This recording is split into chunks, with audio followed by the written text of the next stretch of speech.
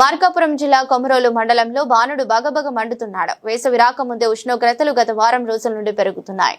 తూర్పు ఈశాన్య దిశల నుండి బలమైన గాలులు వీయడంతో పగటి ఉష్ణోగ్రతలు పెరుగుతున్నట్లు వాతావరణ శాఖ తెలిపింది. దీంతో ఎండలు మండిపోతున్నాయి. ఉదయం 11 గంటలకే రోడ్లు నిర్మానుష్యమవుతున్నాయి. ఉదయం 7 గంటల నుంచి ఎండ ఎక్కువగా ఉండగా 10 గంటల నుండి 34 డిగ్రీలు సెల్సియస్ గా పెరుగుతూ 12 గంటల తర్వాత దాదాపు 37 డిగ్రీల ఉష్ణోగ్రతలు నమోదవుతున్నాయి. అటు తర్వాత ఈ ఉష్ణోగ్రత సాయంత్రం 3 గంటల వరకు అలాగే ఉండి తర్వాత నెమ్మదిగా తగ్గుతుంది. గురువారం 38 డిగ్రీల ఉష్ణోగ్రత నమోదయ్యే అవకాశం ఉందని, శుక్రవారం 38 డిగ్రీలు, శనివారం నాడు పగటి ఉష్ణోగ్రతలు గరిష్టంగా 30 డిగ్రీలకు పెరిగి వచ్చని వాతావరణ శాఖ సూచిక తెలిపింది.